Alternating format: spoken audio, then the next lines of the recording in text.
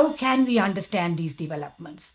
What is happening in the aftermath of these elections? How can anti-fascist, progressive, and left forces resist?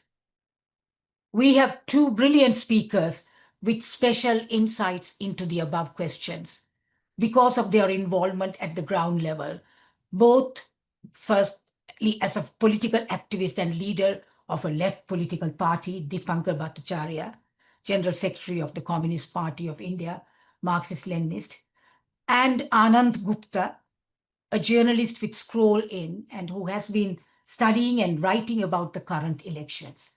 We'll first go to Anand Gupta. He's a political correspondent at Scroll In. Previously, he reported for the South Asia Bureau of the Washington Post. He has been covering the elections and the run-up to them in depth, and in particular investigating the effects of the SIR, Special Intensive Revision of the electoral rolls, and their impact on mass disenfranchisement. So now I ask Anand to speak.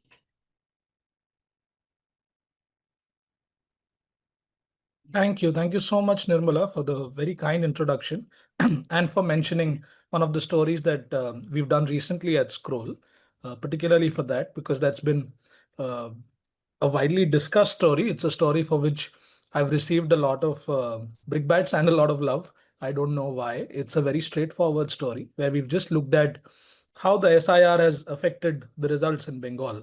But we'll come to that. We'll come to that story. I will definitely want to conclude what I have to say with that story, because that really is the biggest story of this election, in my opinion. Not the story that I've written, but SIR is the story, and SIR is what everybody ought to be discussing, in my opinion. I've been given 3 questions by Kalpana, which I was asked to respond to. The first of which is, how can we understand the dramatic outcome? I'll speak about Bengal because that's what I covered on the ground extensively in detail, and that's where I happen to be from. So I know the state a little bit. I think the simple answer to the question, how can we understand the dramatic outcome, is twofold. There are 2 things to blame for what's happened in these elections. One is the delusions of the ruling party in Bengal. The Trinamool Congress, which ran the government here, which has been in power for 15 years, was delusional enough to think that it could go along with an election that looked increasingly suspicious as it kept progressing, but was very odd from the beginning. And for some reason, for whatever feedback it was getting, for whatever its own information mechanism is like, it thought that it could still win. It had a good chance of winning. It thought of itself as the favorite going into the election, and it went ahead with it. So I think the biggest reason why we've seen such a dramatic outcome in Bengal is that the ruling party was delusional enough to think that a different outcome was possible. And the second one, in my opinion, flows from the first, which is that the ruling party of Bengal adopted some really dodgy tactics to keep up with this campaign. And these tactics kept getting more and more absurd as the election progressed. I don't know how many of you followed the election campaign quite closely, but one of the things that happened at one point, I think about 2 weeks before voting concluded, once it became clear what the SIR exclusions are going to look like in the final stages, there was a big push from the ruling party side, I know this for a fact, to show that the number of Hindus who have been excluded in the exercise is greater than the number of Muslims. It's beyond me why that matters in the first place. But to think that the ruling party thought that it would use its consultants and its election machinery to somehow push back on the idea that they're still winning by saying that their voters have not been excluded, when everything on the ground, all analysis was clearly showing whose voters have been targeted, how they've been targeted, why they've been targeted, is, I think, the biggest giveaway of how dodgy, how murky this election campaign became. For journalists like me, it became very difficult to report on this election because it felt like, we were in the fog of war. It's good to go back to that phrase at this time, because this time last year, India and Pakistan were at war. And a lot of us got to learn of this phrase, the fog of war. But this election was very much plunged in the fog of war throughout, where we had all kinds of dodgy things, dodgy tactics being used, all kinds of misinformation being spread throughout the election. Uh, it happened with this SIR thing, for example, where both sides tried to tell its supporters, their own people, that they've come out on top of it, and the other side's voters have been taken down. Uh, and then later we saw it with the consultancy firm IPAC, which Trinamool relies on, where we were told that, is IPAC out of the campaign? Is IPAC going to be in the campaign? Is IPAC still running the campaign? Has IPAC gone underground? Bizarre kinds of, lack of transparency from all fronts. But to go back to how I started answering the question, I think it's two big factors. The ruling party was delusional enough to think that it could still win the election and it could do well, that all the dodginess in the processes that we've all been documenting, talking about, it could still somehow emerge victorious despite all of that. And flowing from that, it adopted dodgy tactics throughout the election. But this is not meant to be a political discussion. It's not meant to be what really happened in the politics of the elections. It is meant to be a discussion focused on the SIR, and that's what I want to come to. I think the SIR is the biggest factor in this election. When I say this, I don't preclude the possibility of other factors having played a part. In fact, I went on air on the day of the results with my boss, where we discussed a range of factors. The SIR was the number one factor we discussed even then. Then I wrote a piece which came out the day after the results, where I analyzed 5 factors, among which one is, of course, anti-incumbency. The ruling party had been in power for 15 years. There was naturally some anti-incumbency against the government. And there was, of course, the heavy presence of central forces, which I'm not saying that, there was fake voting conducted under the watch of our soldiers, but what it had a political consequence. There are people who turned out to vote who have not been turning out to vote. So that it played out politically in some way. So there were many factors, but even in that piece, I've said that the SIR is the biggest factor. And to understand that, I think you have to kind of trace the genealogy of how the SIR played out in Bengal. Uh, the SIR in Bengal and what is called the second phase of the SIR, as part of which it was conducted in 12 states and union territories, starting from late October 2025, was fundamentally different from the way the SIR was conducted in Bihar. Even in Bihar, and Dipankar will be able to speak about this at length, even in Bihar, the fundamental problem with the way the process was planned and carried out was twofold.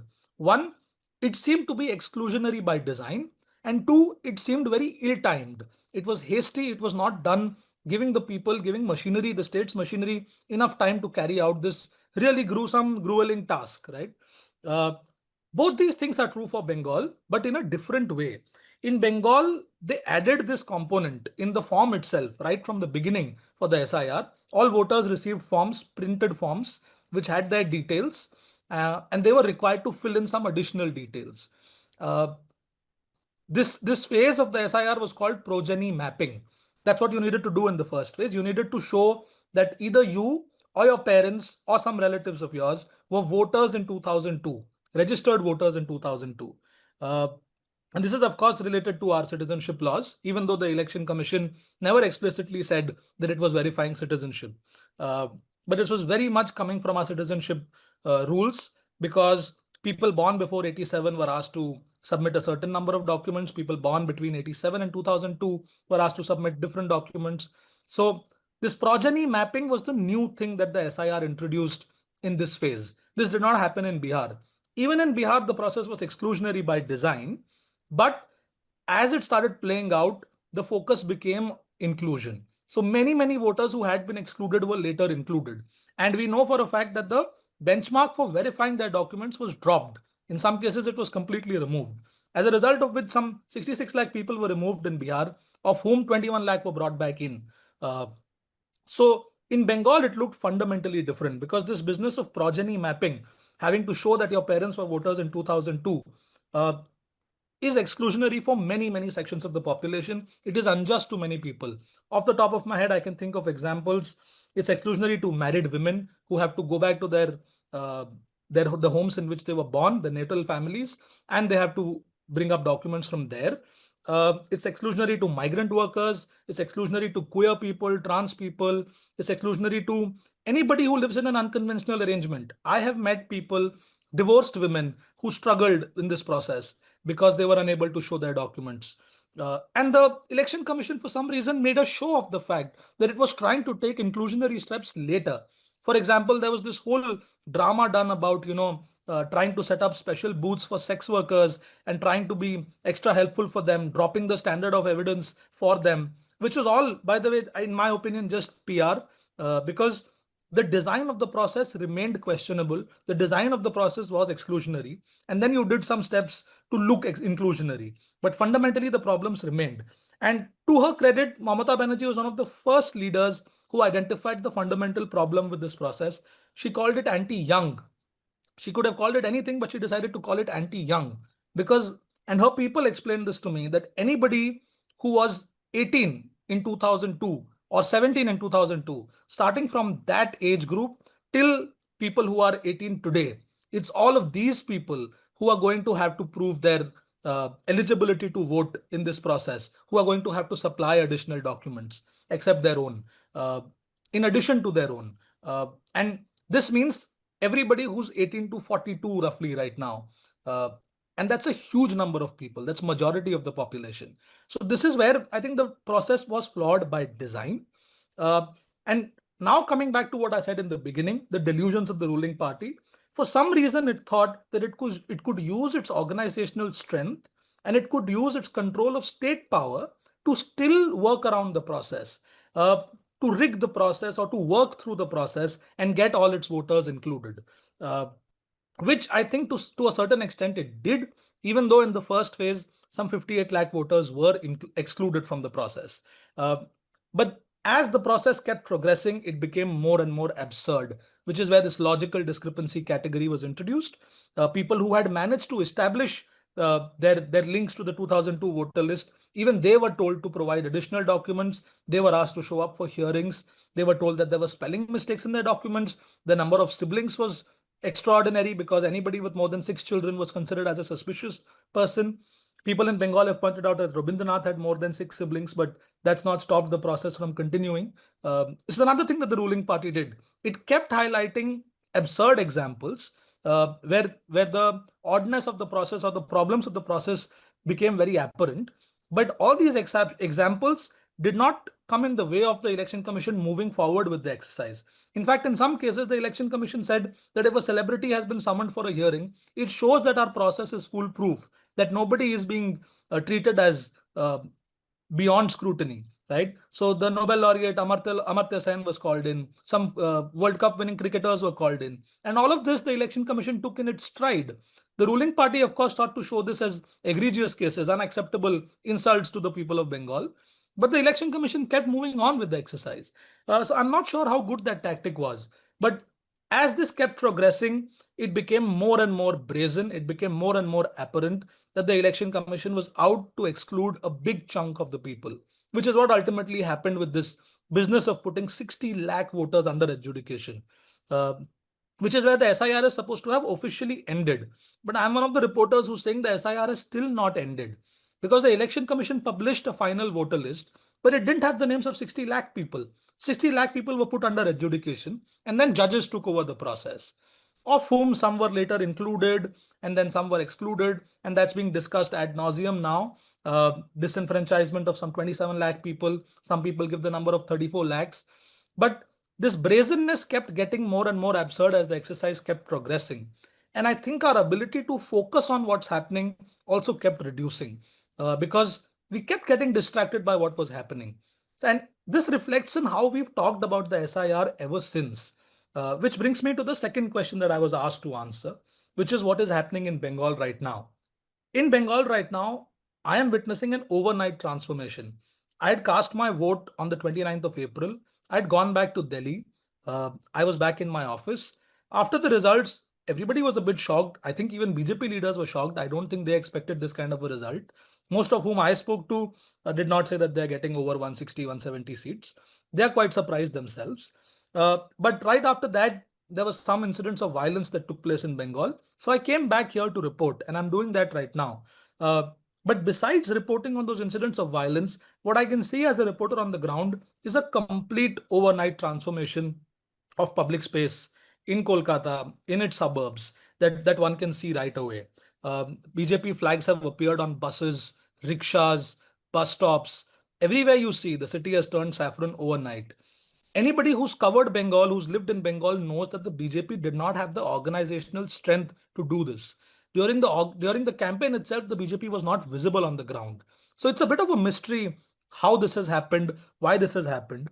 And one very simple explanation we are all hearing, we are all being given by some Trinamool leaders and by BJP leaders, is that the local level cadres, to call them cadres is a bit of a stretch because barring the communist parties, I don't think Bengal anybody has cadres. People have lumpen elements. People have, there are your local louts who are fixers, who are doing all sorts of gigs for money, and they change party affiliation by election outcome.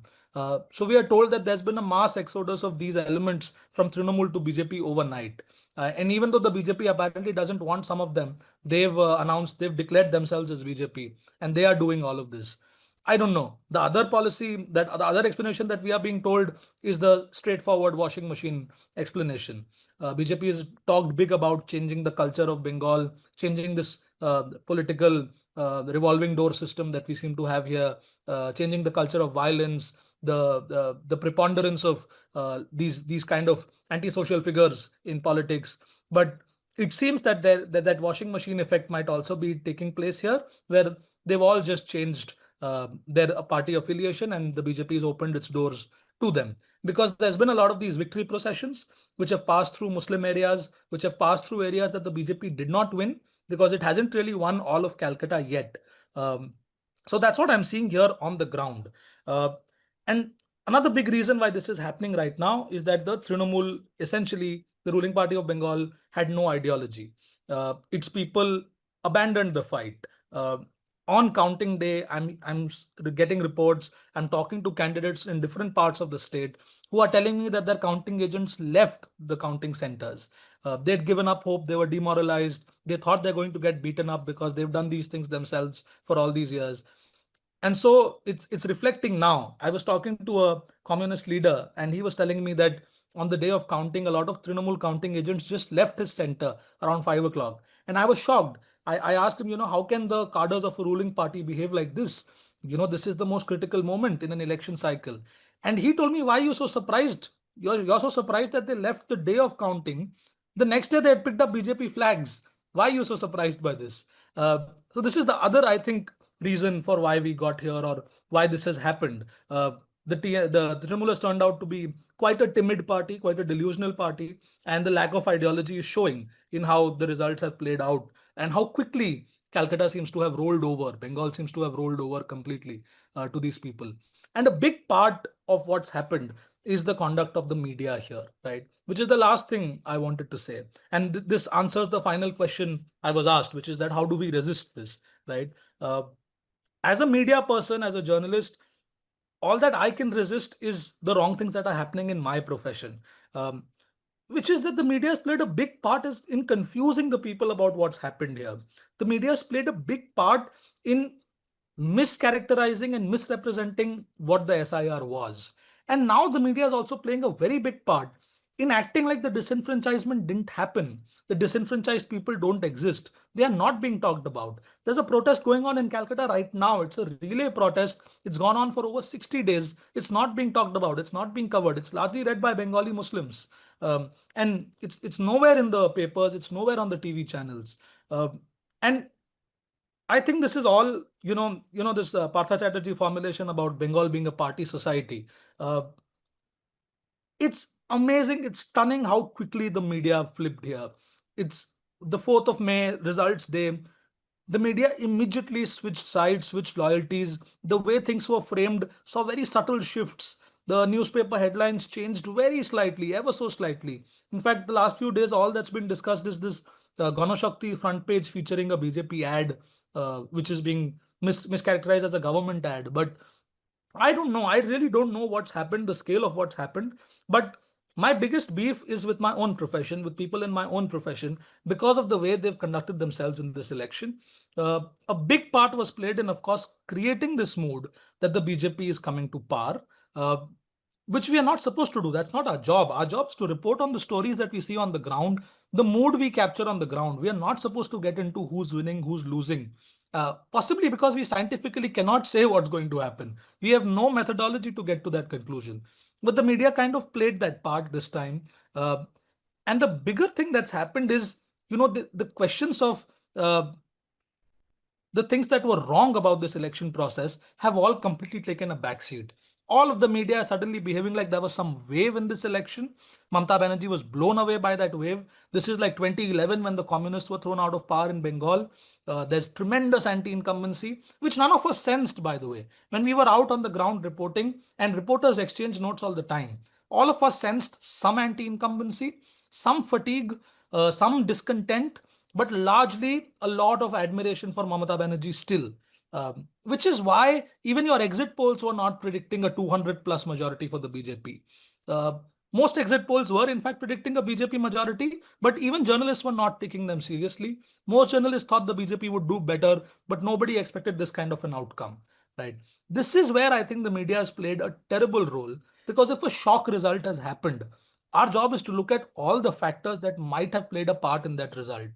We are only talking about one or two factors. We've completely erased all that we were talking about before, which is the SIR, which is what happened on counting day. There have been reports of discrepancies, blatant use of state power, muscle power on counting day, which have completely disappeared from the press. Nobody's covering that.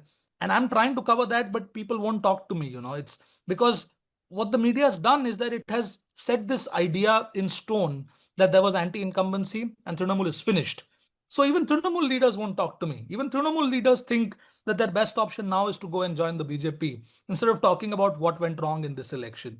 And I'm really struggling to pin down this report. And I think this is largely because of the way people in my profession have behaved. And the biggest thing of them all is, of course, these 30 lakh people who were not allowed to vote, 34 lakh people, their question has completely disappeared.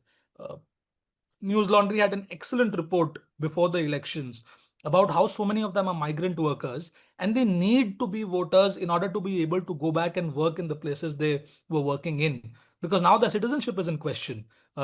It's possible that they will not be able to earn their livelihoods. But all those questions have completely disappeared from the media. What happens to those people is a question that's not coming up. And the last thing I want to say is the story that I had done, where I've tried to look at the impact of all of the SIR, right? Without going into whether the deletions were fair or unfair, whether the deletions were right or wrong. I have treated the SIR as a political event that happens at a very controversial time. We had an election in 2024, the Lok Sabha elections. We had a Vidhan Sabha election in 2026. In between came the SIR. Activists criticized it from the start. A very big political party, the Trinamool Congress in this case, said that the timing of the exercise was in question. It seemed to be ill motivated. Another big political party, the BJP, had been demanding it even before it was rolled out in Bengal. So it seemed to me a controversial event, a big political event, and I tried to study it in its entirety. And the results that my study should throw up is that the BJP, more than half the seats that it won, there the number of deletions exceeded its margin of victory. That's simple, right? I'm not saying that these deletions were right or wrong. I'm not saying if these deletions were motivated. I'm just saying this is what happened. And of these 105 seats, 86 are seats that the BJP has never won, right? What struck me as odd, right, is that the impact of the SIR ought to have been even, right? There would have to be some equality in the impact. But the way it played out is some 130 seats went from Trinamool and its allies to BJP. Not one seat went from BJP to Trinamool. Uh, and in all these seats that went from Trinamool to BJP, 86 were seats where the number of deletions exceeded the margin of victory. That's all I pointed out. But it's it's being presented as if I've engaged in some statistical sleight of hand, as if I should have focused on only one chunk of the deletions, which is the disenfranchised voters, which is the voters who turned up for hearings who appealed against their deletion. But there are many voters who didn't appeal against that deletion, right? We don't need to go into that. Why are we as journalists, as analysts, taking this call that this is one chunk of the SIR that seems bad and this is a chunk of the SIR that seems good, right? Why are we getting into that question at all? That these deletions look legitimate, these deletions don't look legitimate. We ought to treat all of the process as contentious, controversial, and therefore worthy of analysis, which I'm really struggling to defend as a position. For some reason, many journalists, many well meaning people seem to have made their peace with the fact that part of the SIR was acceptable, was legitimate, and part of it was not. Just because in that part of it, it became more brazen, the manipulation became more obvious, and you could see people eye to eye. You could meet people who had been deleted. But I can say this anecdotally from my own experience that in my family, my grandfather, his name was deleted because he's dead. But the election commission categorized that deletion as a shifted voter deletion. My cousin has shifted, her name was deleted, but the election commission categorized it as an untraceable deletion. So, why are we treating the election commission's categorization as accurate, as holy, as it ought to be trusted? Just because there's a machinery that's throwing numbers at us, we are treating those numbers as holy and we are conducting our all analysis based on those numbers. And we are deciding that some of these numbers look legit, some of these numbers don't look legitimate. I can't seem to understand why we've done that, but this has largely set in stone the idea that the SIR did not have an impact on the election, statistically speaking, which is not true, which is what I've said in my story. The SIR seems to have had a very big impact. And the BJP seems to know this because it has appointed the IAS officer who supervised the process, who was an observer of the process. The retired IAS officer has already been appointed as a secretary to the new chief minister. So the BJP is already rewarding people who conducted this process, while a lot of well meaning, independent, neutral analysts are splitting hairs over how this process played out. And that really has been the most disappointing thing. But what I would just finish on is that this process is more than numbers. It's more than its statistical impact. Uh, One other idea that has been set in stone in the days after the results is that there seems to be a split in Muslim votes in Bengal. Uh, it seems to have happened to some extent. It seems to have happened in areas where Trinamool is historically weak. Organizationally, it has been weak. Malda, Murshidabad, these two districts, I reported extensively from there. It was very clear that these are districts, all of us have known that these are districts where Congress is traditionally strong.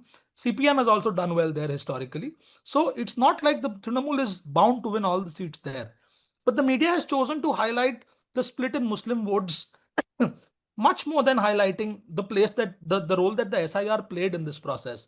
Because in Malda Murshidabad, on average, every seat saw some 40,000 to 45,000 people who were denied the right to vote, which is absurd. It's unthinkable. It's unprecedented. But that's not what the media has talked about.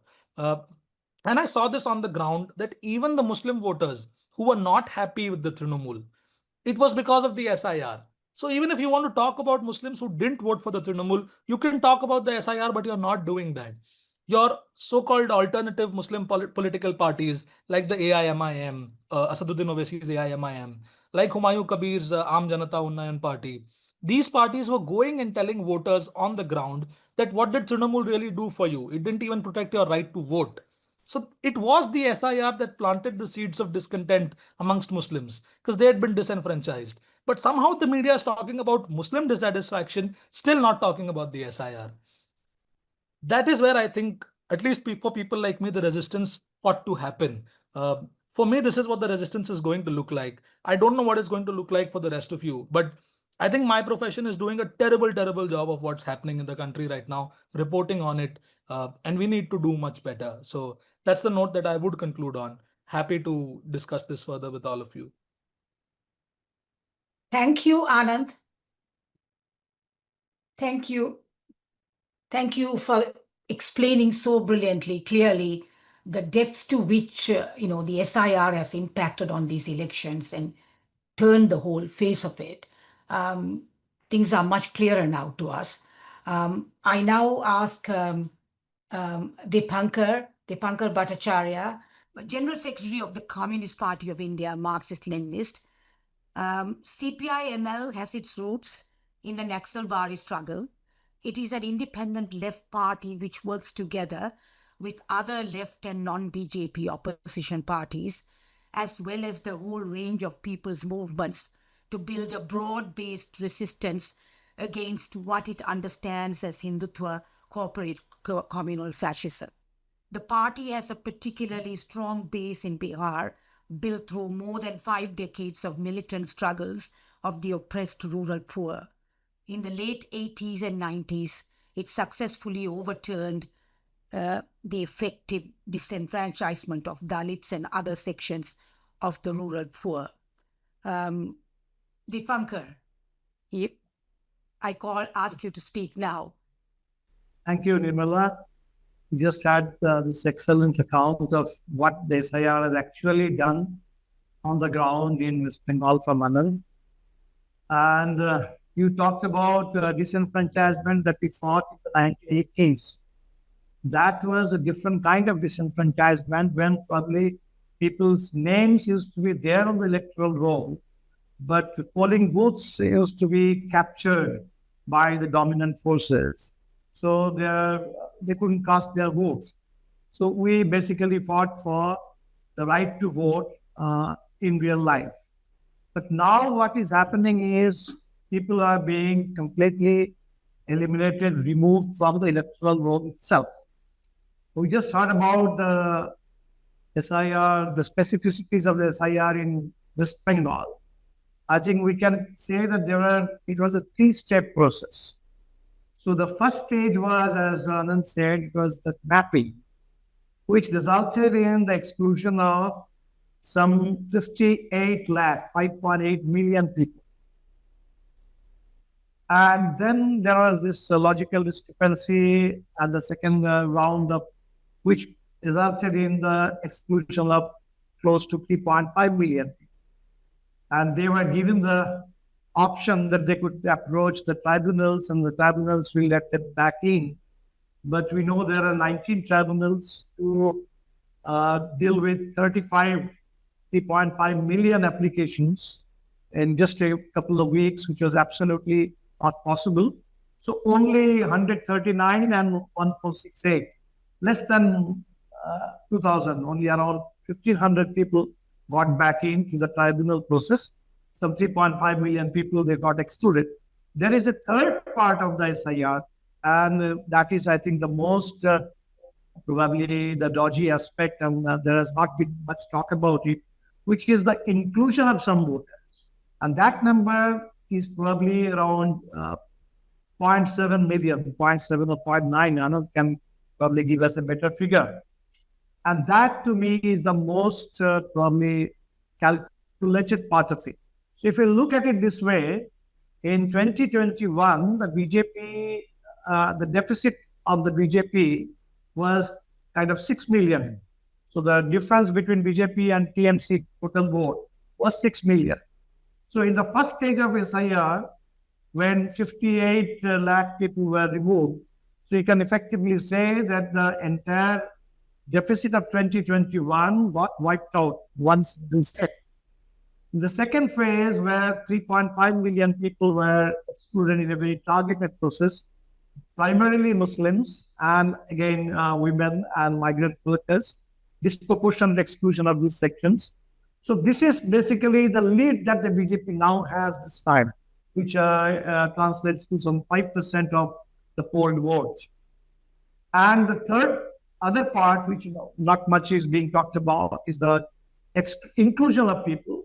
That is more calculated, I think, to ensure that the numbers are just there. So this is, I do agree that this SIR has played a very dominant role, a very central role in West Bengal. I'm slightly surprised that even though some 7 million people got excluded through the SIR in Tamil Nadu, there was hardly any discussion on that. And probably all of Tamil Nadu, they were all parties, they were more or less confident that the exclusion is more or less genuine exclusion, people who have migrated, people who are no longer alive. So, but I don't really know. I mean, when the number is such huge number, 7 million people, so I suspect that there must be very kind of improper exclusion in Tamil Nadu too, even though people haven't really talked about it. So, but so what SIR has created, it has created the scale of victory.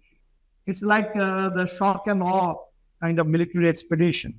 So the BJP has made sure that after the 2024 narrow escape in the Lok Sabha election when it talked about a tally of more than 400, 400 par, and ended up with just 240 seats and suffered major reverses in states like Uttar Pradesh, Maharashtra, and obviously Tamil Nadu and then West Bengal, to an extent in Bihar too. So now they have decided that they must not only just win, but win it so big on such a scale that people are just completely stunned. So this is what is now happening post 24. We have seen this in Maharashtra, we have seen this in Delhi, we have seen this in Haryana, we saw this in Bihar, and now we have seen it again in Assam and West Bengal.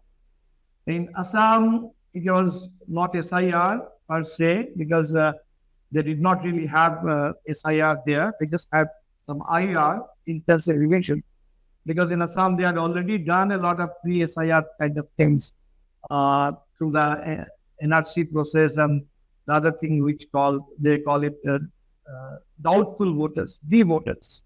So that has been going on in Assam for last couple of decades. So it has been a very slow, sustained kind of SIR campaign which has been underway in Assam. What they have done in Assam is delimitation, and which they now plan to do across the country. And this is what the Delimitation Commission, there was a bill which we managed to stop for the time being, but it is going to come back. And this Delimitation Commission, this is going to maybe increase the number of MPs from different states. But more crucially, I think what it is going to do is redrawing the boundaries of constituencies. And this is gerrymandering. I mean, they will redraw the boundaries in such a way. They have done it in Kashmir, they have done it in Assam, and we have seen the effect.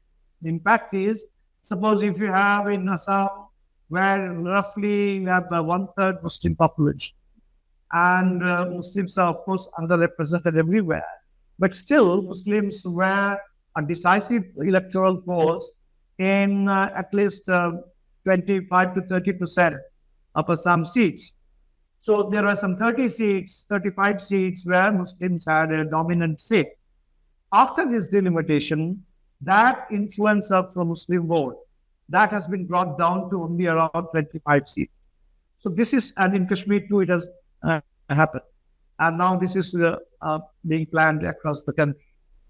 So that's why in Assam, you can see that the BJP has won a very unprecedented kind of victory, where they have, with their allies, they have 102 seats in a house of 126.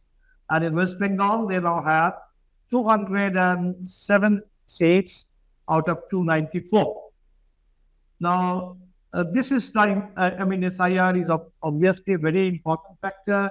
The way the elections were conducted, the kind of, the role of the Election Commission. Election Commission doesn't even bother to appear neutral. It has completely shed every pretense of neutrality. It is clearly playing the part of, it's a party, it's an alliance with the BJP. The BJP, when they talk about the National Democratic Alliance, it is not just an alliance with political parties. The undeclared part of the alliance is with all the institutions like the Enforcement Directorate, like the Income Tax Department, like the CBI, and you can also include the Election Commission in that list. So that is the effective ally of now the BJP. So this is what has happened, and the result is they are getting huge kind of majorities. And then, so when people are not discussing even SIR, Anand said in the media, they didn't discuss. And the media is, of course, playing the cheerleader role. And now we have the other set of numbers, that is the election outcome. So my feeling is that maybe there are two things in an election outcome, the direction and the scale. So maybe the direction, for example, we all knew that the BJP will fare better in West Bengal. The TMC will definitely lose some seats. There was anti-incumbency. We probably knew that the BJP will retain power in Assam. We probably knew that the LDF in Kerala is on its way out. But what has happened is the scale of the result.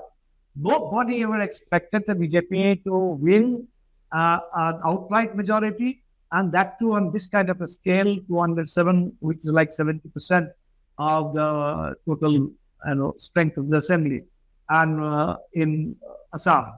And the other part of it that is very sinister, because Narendra Modi keeps talking about, whenever he talks about the Congress, which is the principal national opposition party, he says the Congress is like Maoist and Muslim League. So basically, Congress is like a Muslim organization. So this is how they want to delegitimize the opposition parties in public perception, that they are only, for the Muslim community. They don't bother about Hindus, and they don't have nothing to do with the majority community. And now in Assam, for example, there are 19 Congress MLAs. 18 of them are Muslim. So only one non-Muslim MLA in the entire Congress camp. And in West Bengal, the TMC now has 80 MLAs, and 34 of them are Muslim.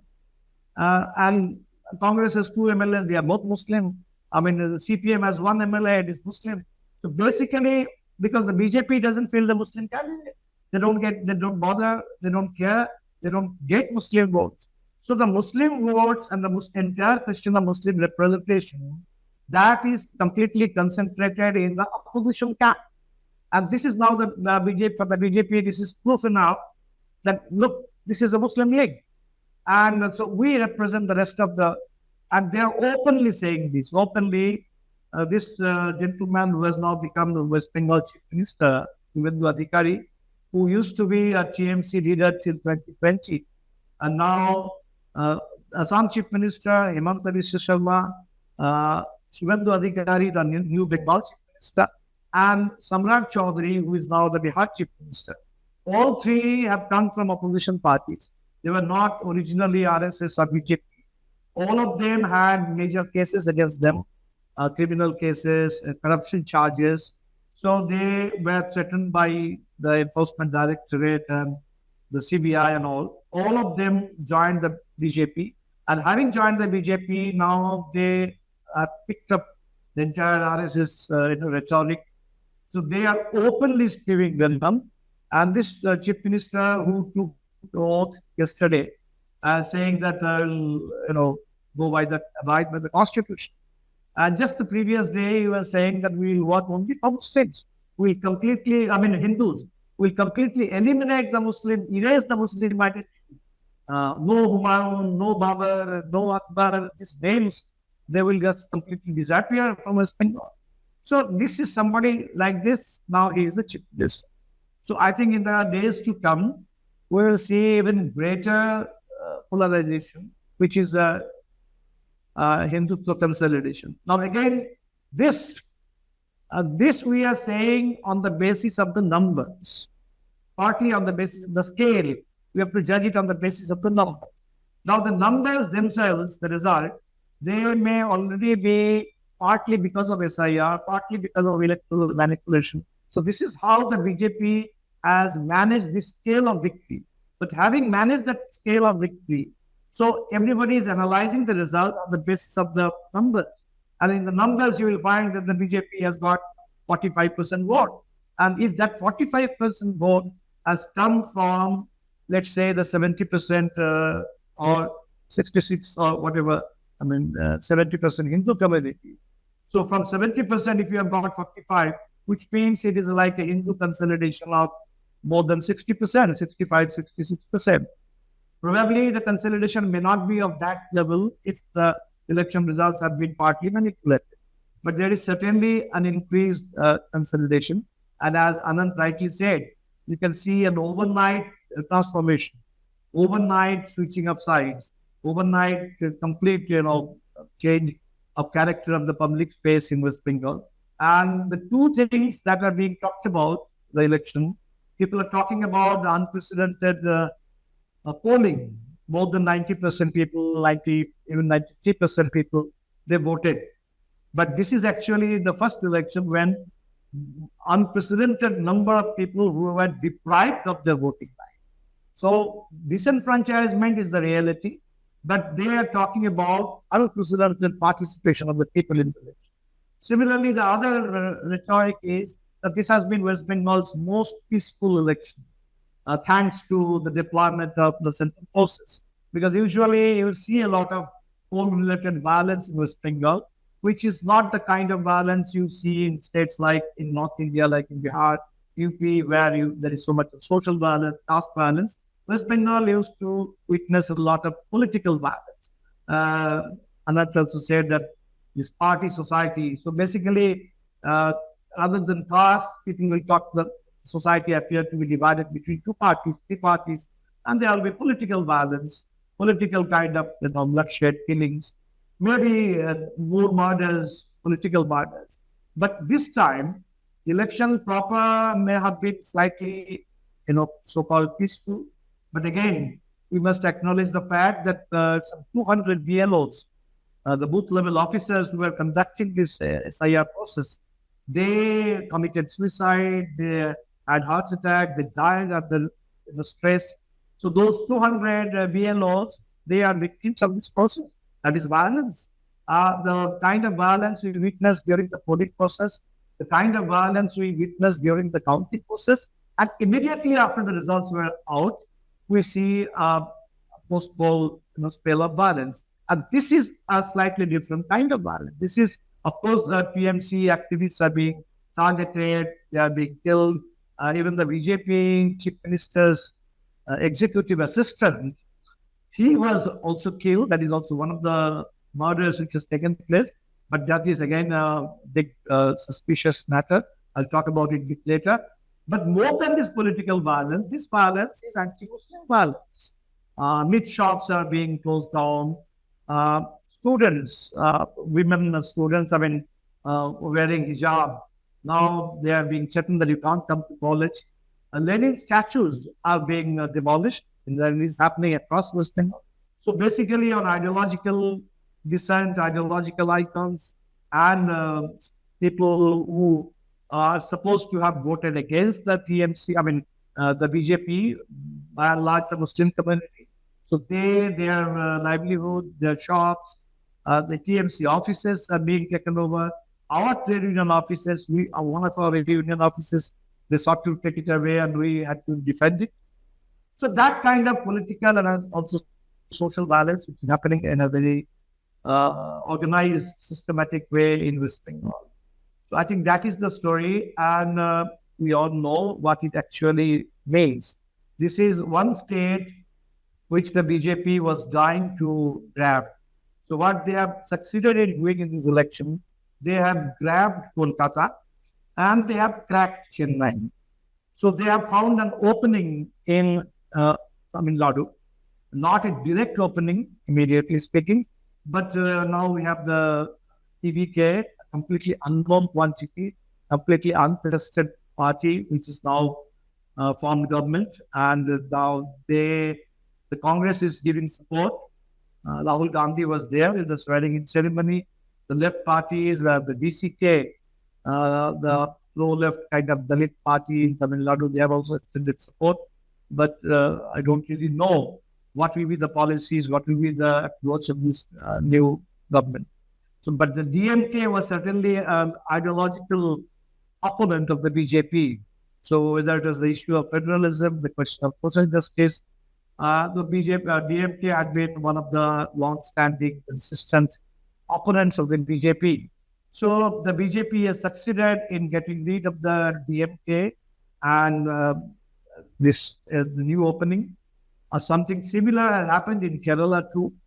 In Kerala, people expected the LDF to be out of office in this election, but probably what has happened is not the usual rotation that happens in Kerala every 5 years or 10 years. This is much more than that. The LDF, especially the CPIM, has suffered a bigger defeat, both in terms of vote share and in terms of number of their seats.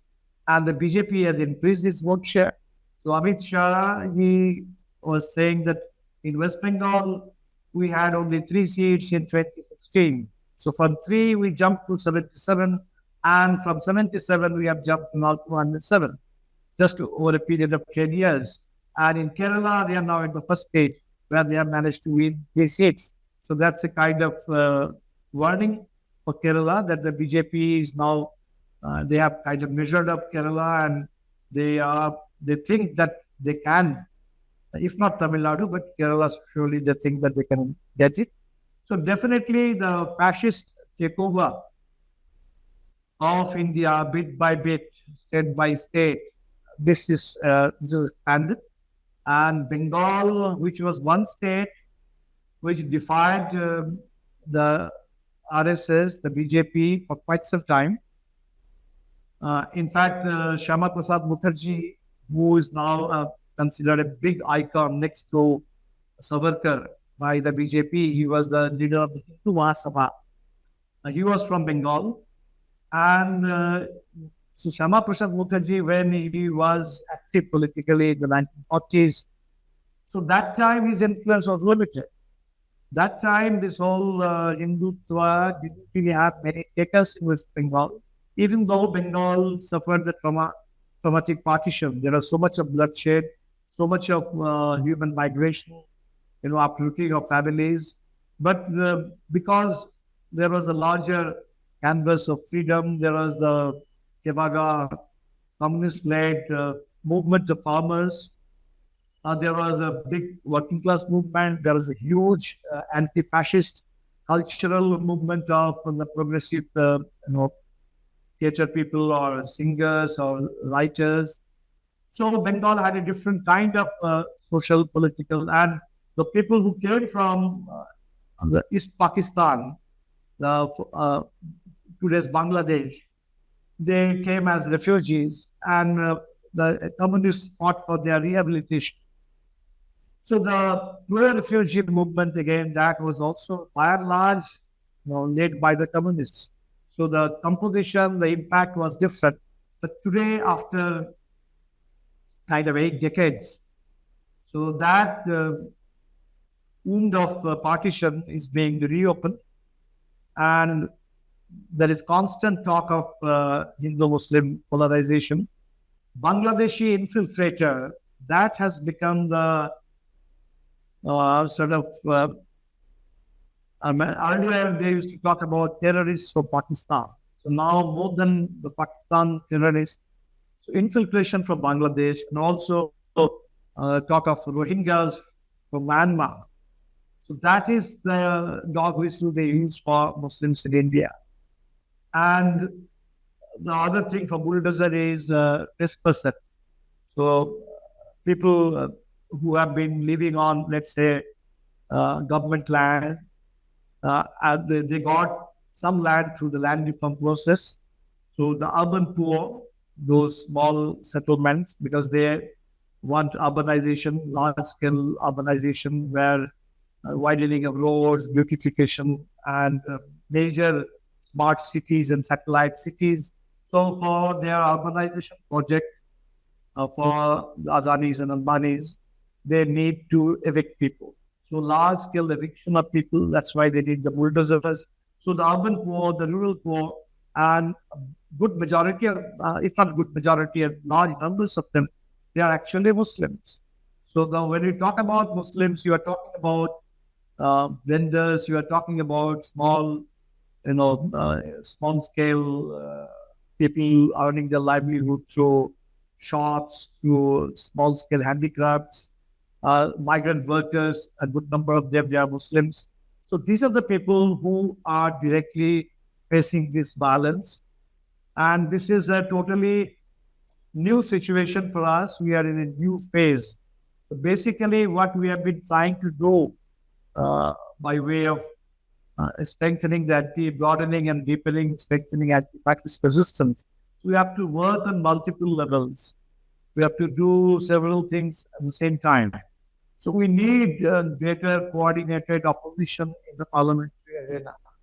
And in fact, for example, the other day when they wanted to push this delimitation bill, the India bloc MPs, we still have some numbers. and the BJP didn't have the two-third majority that they need for constitutional amendment. So we managed to stall it. So the parliamentary presence and coordination of the opposition parties, it does have a role to play. But of course, this will suffer because of when the assemblies are being taken over by the BJP. So it is the assemblies which elect the upper house, the Rajya Sabha. So the MLAs elect these Rajya Sabha MPs. So definitely over a period of time, you will see that there will be a greater number of BJP MPs. And not just that way, the other day, they managed to break the Aam Aadmi Party contingent in the Rajya Sabha, and 7 Rajya Sabha MPs, they just switch sides and they are now with the BJP. A similar thing we are afraid that will happen in Bengal. That's what they will try. Many Rajya Sabha MPs, even Lok Sabha MPs, even in some of the elected MLAs, the kind of presence that the Trinamool now has over the lower levels of decentralization, like the panchayats, the municipalities, they are now heavily dominated by the Trinamool. But this transformation that is happening, the BJP will take over all these spaces. So we will see that this parliament, of course, the parliament presence, that will be threatened now. But that is part of it. The other big part is, of course, the major people's movement. Because whatever India bloc we see now, whatever electoral success we had in 2024, it could not have been possible without the massive anti-CA, which we call the equal citizenship movement, without the sustained farmers movement, which managed to force the Modi government to withdraw, to repeal 3 pro-corporate farm laws, the massive Dalit movement in support of the constitution against attempts to dilute the SC/ST Atrocities Act, to disempower and take away reservation, that disempower Dalits. So all this resistance on the ground, and Dalits, Adivasis, their defense of their forest rights, their mining, those areas. So I think these struggles on the ground, they are very, very important. And there, of course, they are not really, there is a lot of persecution, witch hunt, suppression, outright violence, like Operation Kagar. They said that we are crushing the Maoists, but effectively this was basically to clear all these forest areas in Chhattisgarh and other parts of India, central India, to clear that land for the corporate houses. So obviously these movements are facing a lot of repression, violence, but still these movements are continuing undeterred. And in Orissa, for example, the BJP has taken over Orissa, but the Adivasis of Orissa, they are waging a very powerful resistance. So that resistance of the people in day-to-day struggles, we find a huge eruption of working class protest in India against the new labor codes, which is basically about lengthening the working day, and instead of 8 hours, 14 hours, 12 hours work day. This is about depressing the level of wages. This is about making union formation more difficult, making unionization difficult, and making retrenchment easier for the employers. So this is now the new labor codes, and the workers, they initially didn't really know. But once they started experiencing it, they are coming out in large numbers and protesting. And now there is huge repression. 2,000 workers are in jail in Noida, in Manisa, not just a few activists. There are thousands of workers, just ordinary workers, who are still in jail. So these struggles are on, and we need to closer connect between these struggles and the electoral politics, and which is where I think the communist movement is most important. The ideological aspect of anti-fascist resistance and the organic links between these struggles and whatever we do in the electoral arena. And for that, I think we need to strengthen the communist movement, the left movement. There is, of course, a big narrative that now there is no left-led government in India. So the left is left with nothing now in India. That is also a narrative which is being spread widely because of the Kerala results. But I can tell you Kerala, this was expected because they are in power for 10 years. But of course, the communists have suffered a bigger, and in fact, the Kerala CPIM, there has been a lot of criticism of the CPIM's policies. In many ways, they were attempting some kind of soft Hindutva, some soft or very blatant pro-corporate some measures. So obviously, there is a lot of introspection that they will have to do. Even in West Bengal, we expected the communists to increase their vote share, which is why this time we joined hands with the CPIM and other parties. We were partly successful in a few constituencies, but the general pattern has been there has been no recovery of our votes. But there is some 5% vote share of the left and 10% vote share of what you can call the left, Congress, and some other non-BJP, non-PMC parties.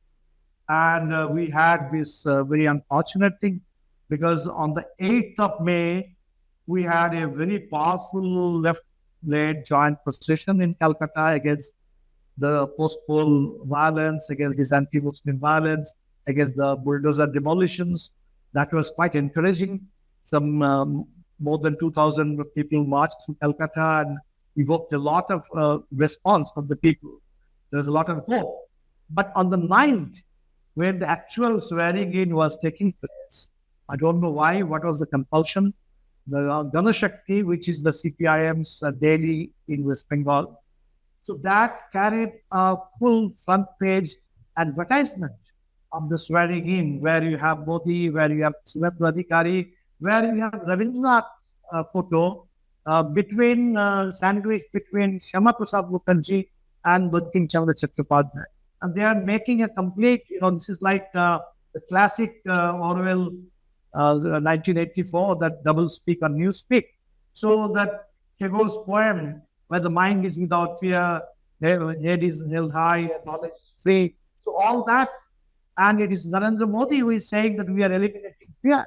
So now their slogan was, Bhai out, Bharosa in. So fear is out and trust is in.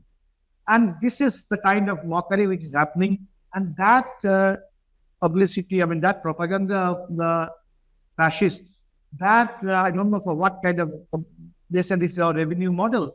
So for the left, which could reject the corporate electoral bonds, and people appreciate us for that. We showed the courage that we don't need any corporate funding. We rely on the people.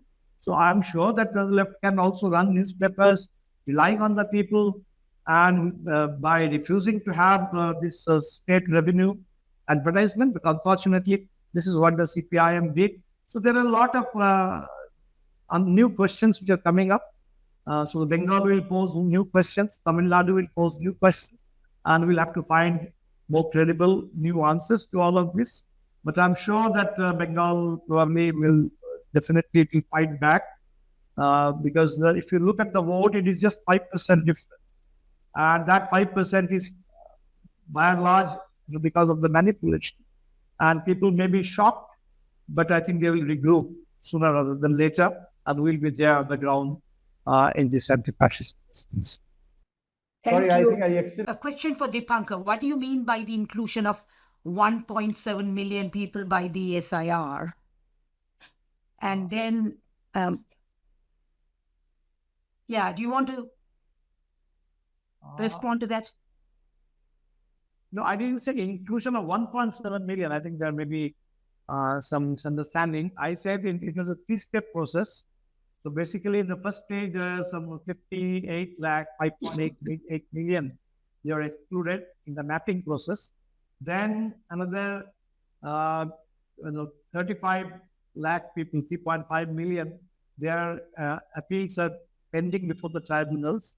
But there is also some inclusion. And that was only, we could know it only when the final voter list was made available just before the polling, where the number, I'm not too sure, it may be 0.7 million or maybe 0.9 million. So if Anant is still around, Anant can give us the exact number. This is something similar happened in Bihar too. In fact, the Bihar, we had more inclusion. So some 22 that was the effective exclusion in Bihar. And I'll just add that these people who have been excluded from disenfranchised, excluded from the voting right, the Supreme Court said that, well, this is not the end of life. You can always come back in the next election. But the thing is, people who have lost their voting right will never know when they will ever be able to come back. But now the state is now targeting them, that the disenfranchisement is only the beginning of the disempowerment process, and next they will lose their other rights. So effectively, they will be made into a permanent category of second-grade citizens who will have, and Amit Shah's slogan was detect, delete, and deport. So going by Amit Shah's kind of trajectory, so they have already been detected as suspicious voters. They have been deleted from the voter list. So what awaits them is detention or deportation. And when you think about detention and deportation on this scale, millions and millions of people, you can understand what this actually, is going to entail. So we are reaching that phase of fascism, the classic textbook fascism, where huge detention and deportation and complete, killing of people, probably genocide that will start in there. Hi. Just to add one thing to what Dipankar said. So I think the number is 0.7 million, some 7 lakh people were added. But I would just add that some of these are people who were wrongly excluded in the first place, which is what we saw in Bihar. People who were wrongly excluded and mischaracterized as dead or shifted or unavailable voters were later allowed to come back in, but as new voters. The same thing happened in Bengal too.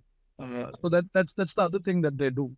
But the addition is also another thing to pay attention to. Do you want to take anything wrong in this whole inclusion process? I haven't seen the evidence for it yet, Dipankar. But the exclusion process we have seen for sure. Right. Anand, do you want to respond to the next question? What is your analysis of BJP and Adivasi alliances in West Bengal?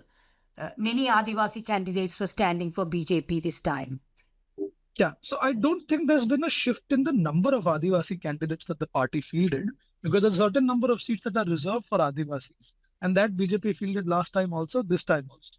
But the thing to understand about BJP's character in Bengal is that it is beyond Kolkata and its suburbs, it is the party of the subaltern in Bengal. It is the party of the lower caste refugees. It is the party of the tribals in some sense from North Bengal, from Jungle Mahal. And we are told that these are the areas in which the RSS also focuses a lot of its social work on. But having said that, this is not altogether new. I don't think, for example, that they fielded any Adivasi candidates from non-Adivasi seats. That would be a truly new thing. That I don't think has happened. But yeah, they certainly swept the Adivasi belt this time. Which I'm told that maybe their victory in Odisha also might have played a part in, because the seats bordering Odisha, last time BJP had not won even one, but this time it's swept that whole belt. Again, I've not seen any evidence of this, but the Trinamool was throughout the election alleging that people have come in from Bihar, people have come in from Jharkhand to do groundwork for the BJP, not to come and vote falsely, but to do groundwork for the BJP. So that's one thing I just wanted to add to that. The next question, can both of you respond briefly and quickly? What is the way forward when democratic institutions such as EC and Supreme Court fail to uphold democratic values? Are there any parliamentary democratic ways left? Briefly, and both of you, please. Dipankar first and then Anand. My answer is you have to go back to the people. There is no other, because some people think that we should go to the International Court of Justice and we get something from the International Court of Justice. I don't think that's how it works. So India's institutions are always very fragile, always very weak. And now even those weak institutions, they are kind of folding up so there is hardly any institutional solution possible. So we have to go back to the people and around and mobilize the people. And it is like a second freedom for India. It has to be fought on that scale and clinched on that level. There's no other way out. There are loads of questions. So I'm asking the speakers to sort of, Anant, right now, your take on it. Yeah, did you want me to respond to that, Nirmala? Yeah, very, very, very briefly, because now I'm going to rush you both. Yeah, You both. Yeah, no, the only thing I would add to what Dipankar said is that people like me can stick like a thorn in the flesh of whatever remains of our institutions. We can stick out like sore thumbs and we can hold them to their own words. Like the Supreme Court had said that what if the margin of victory is lower than deletions in the SIR? I'm going to stick to that. I'm going to hold them to that and keep telling them of examples where this has actually happened. What is the remedy available to those candidates? The Supreme Court will have to answer that question. Right. Thank you. And the next one is about what we in the diaspora can do. Also, is there a genuine path to resistance against SIR and vote rigging on an all India level, as seen with the vote show in the 2024 general election? What can we do as Indians in the diaspora? I mean, I don't know. Can you guys give like very, very pithy one-line answer to that? Because there are more interesting questions coming along as well. No, I would just encourage everybody to inform themselves about how the voting process works in India. I think the only silver lining here is that over the last 2 years, we've learned so much about how the processes of democracy work on a ground level basis. Many of us didn't know about much of that. So I think that's the silver lining here. Okay. Are we focusing too narrowly on SIR as a tactic rather than asking what makes it politically effective? If excluding even a section of Muslim voters can significantly alter outcomes, does that not reveal how dependent secular coalitions already are on minority participation? Oh, wow. While steadily losing sections of the majority electorate. And if that is the case, should the conversation focus also on confronting the deeper shift within majority society itself, including the unwillingness to concede political and social space for minorities, especially when minority communities are already doing more than their share to sustain pluralistic politics? I think it's a very important question. Dipankar, you want to go first? No, please go ahead. No, I just wanted to say it's a very important and urgent question. I think we shouldn't narrow our attention on the SIR. The larger question of how the SIR played out in Bengal is that it borrowed from, and I think it fed into, the citizenship politics in the state. Dipankar talked about how this slow communalization has been happening in Bengal.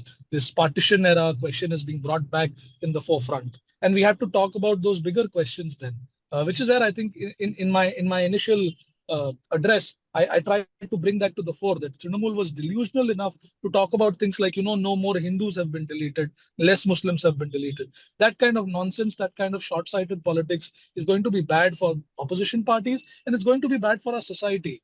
We have to confront the bigger questions that this moment is throwing at us. Right. Dipankar? No, I think Anant is absolutely right. I mean, this is SIR. We are not focusing on SIR just as a tactic, but what they are actually trying to do, SIR, they are trying to justify it by linking it up with this whole narrative of citizenship, with the whole bogey of a lot of Bangladesh infiltration from Bangladesh.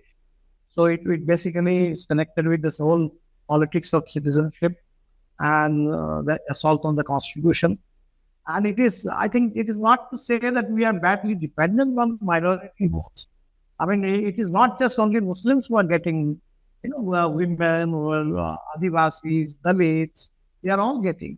So basically, in a first past the post system, if 5,000 or 10,000 of your voters are being taken away, and everywhere the elections are very closely contested elections.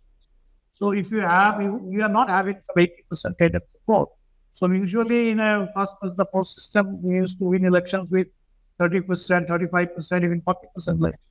Now the scale is such that you'll have to poll more than 50% because election is becoming increasingly bipolar. So in a bipolar election, I think every vote counts. So it's not that it is our weakness that we depend only on Muslims to bail the secular forces out. And this is actually a narrative which is being spread among Muslims that, why should you take the whole trouble of defending the fascist forces? I mean, obviously, Muslims being at the receiving end, directly being targeted by fascist forces, definitely they will fight back. And they will fight back in cooperation with every other sections of society who are fighting against fascism. Every vote counts. And I think SIR is a very, very surgical kind of, a very calculated surgical tool, which they developed after the 2024 election. After the narrow escape, they found this kind of solution to that. And now they are developing it, perfecting it as a permanent kind of a tool. And this, along when it will be coupled with delimitation and one nation, one election, that will be like having one single election, the Lok Sabha, the assemblies, and even panchayats. So one single uniform national narrative will dominate the entire election thing. So state elections will lose their autonomous context. The local elections will lose their autonomous context. So I think this is the entire electoral system is being reshaped. SIR is just a tool, part of that reshaping process. And this is what we saw even in Germany, in other countries, multipolar democracy, multi-party democracy. This is how the fascists come to power, by using it and then completely reshape, restructure, manipulate the whole system to create some kind of a permanent, capture of power. So this is a permanent settlement that we want to make. But let us see how we can stop it, how soon. I think we'll take one last question, but we'll be brief. There are two parts. The second part is, are there any plans to reach out to the International Court of Justice for the deleted voters as a direct attack on human rights? I think Deepankar already talked about this, mentioned this briefly, saying that these are not the solutions, really, going to international fora, international bodies for remedies. We have to go to the people to sort of reverse this huge undemocratic push by the BJP. The other one is, Anand, maybe you could quickly answer this. How would you to circumvent the biased media at the moment in West Bengal and reach out to the global audience? Well, this one's a bit of a curveball for me, honestly, because in my own career, I actually circumvented the global audience to come to and write for an Indian audience. I was working for an American newspaper, and I felt like there were a lot of urgent stories that I was not being able to write because I thought, those things mattered more to me as an Indian, and I wanted to write for an Indian audience. It seems to me that now I'm stuck in an awkward position where, the media ecosystem in India is not engaging with those questions, or worse still, engaging with those questions in bizarre ways, in patently manipulative ways. So it's difficult for me to answer this question, except all I can say is that social media is really an enabler here. It really allows you to reach a bigger audience. If a scroll did not exist and if we did not have social media distribution, maybe we would never have been able to put out that story, which has made at least an attempt to correct the discourse on the SIR. But yeah, this is a curveball. I don't have any easy answers to this. Again, I just finished about the Gujarat model thing. Say that again. About the Gujarat model thing. Yeah. I think the Bengal election result tells us that, it is not just Gujarat model. It started from Gujarat. It was an all India replication of the Gujarat model. Arundhati had famously said that just 4 Gujaratis are, dominating the whole thing, 2 are purchasing and 2 are selling. But now they have got their own models everywhere. This is not just a Bengali version of the Gujarat model. They are developing a Bengal model as well. They are developing probably in future they will develop a Kerala model as well. They will develop a Bihar model. So that's why I think too much of just harping on Gujarat model. This is what another, apart from the delusion that Anand said about the TMC party, they thought that Bengali identity will bail them out. So they harped it as a Bengal versus Gujarat kind of a thing. And that didn't really work. So I think beyond the point, the whole talk of Gujarat model probably doesn't really help much. So we have to see that this is a fascist model. And of course, originating from Gujarat or Nagpur, but now it is proliferating. And in every state, it is acquiring some, fascism, we knew that it is international and every national country, it has its own national specificity. In India, we may, in fact, expand that and say that we have state specificity in every part of India. So it is becoming a proliferating national phenomenon. Thank you. Nirmala, yeah. Is it possible to just take my question very quickly? I had said, could West Bengal become like Assam with bulldozing of whole communities? And what is the significance of the JCB bulldozer? I wanted both Dipankar and Anand. Bulldozer has become the symbol of fascism in India. So they call it bulldozer justice, they call it bulldozer governance. And bulldozer is the tool of to intimidate people, to demolish their homes. And it happened, they used it extensively in Assam. They have begun to use it extensively. I think now it is Bengal too. In Bihar, they are already doing it. So it's everywhere. They are demolishing homes, evicting people, different excuses. Sometimes they will say that this is a part of the justice system, instant justice. Sometimes they will say that these are people who are trespassers and they are illegally occupying government land or whatever. So they are using. So you will see it is becoming a ubiquitous, sign of state power and violence. And in many places, it is a public-private partnership. So you have the state which is actually driving the bulldozer, but it's like the mob lynching. You have a certain private militia who are joining hands with the state and cheering this whole bulldozer operation. So the bulldozer is a symbol of fascist violence, and where you find both the state as well as participation of a section of the fascist society. The fascist social forces, they are actually spearheading and celebrating this whole bulldozer violence. And JCB, of course, remains the primary brand here. So it's like Xerox machine, Xerox for photocopy. JCB is the common name for bulldozers in India. Yes. Anand, post-elections, we hear of reports of bulldozing of areas of Kolkata and other adjacent places. Can you just comment on it from your... Yeah, no, that's what I came back to Calcutta to report. In fact, I posted a link in the group chat here just now, just to show that the bulldozer has indeed arrived in Bengal. And it has arrived, oddly, not to demolish a Muslim's home. It has arrived to demolish a party office. But, once it arrives, you don't know where it will go. Yeah. So it is happening already in some sense. But I think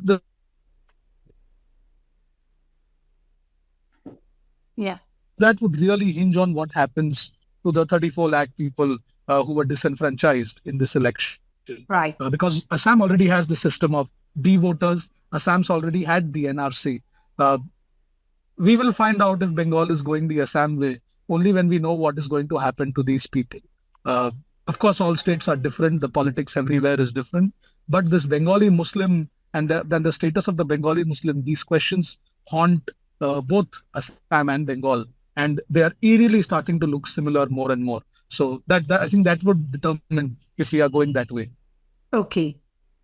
Thank you. So that's our last question, I think.